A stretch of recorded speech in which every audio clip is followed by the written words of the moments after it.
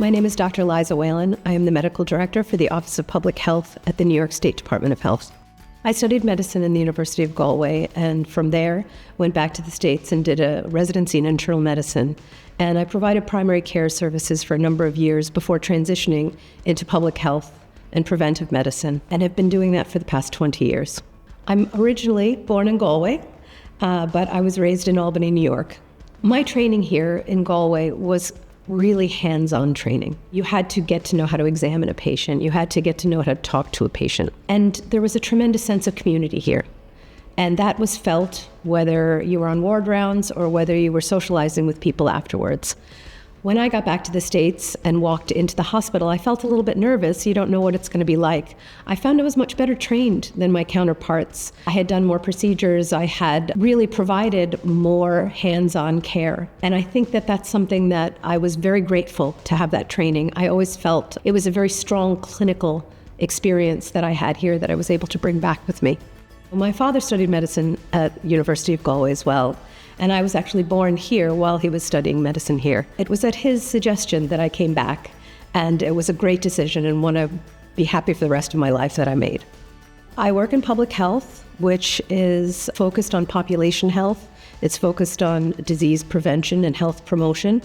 And I oversee one of the larger divisions of the New York State Department of Health, which is the Office of Public Health.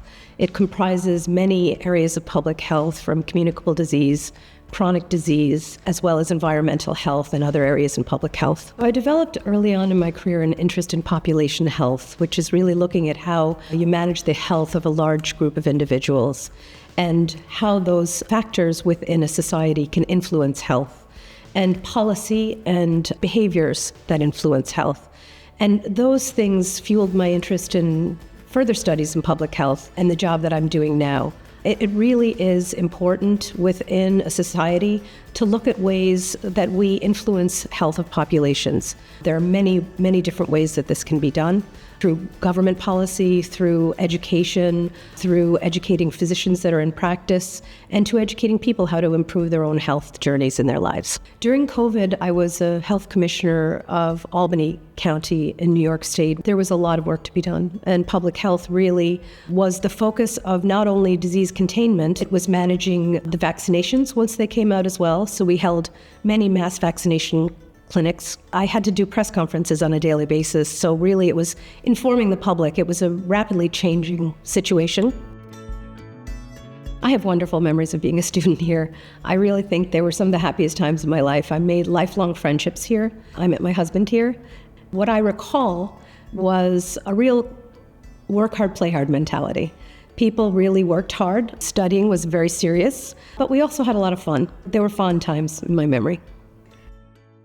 In terms of a legacy for public health, it would really be to create an environment where people feel like they're empowered to be healthy and to know what that means. There's a tremendous amount of work on creation of healthy diet, of exercise, the importance of social connection, the importance of getting a good night's sleep, and the importance of avoidance of risky substances and maintaining good mental health. These are the real pillars of health and the real pillars of public health, and any way that I can influence people to help feel they have autonomy to create a healthy life and to help their families create a healthy life, that would be the best legacy that I could leave.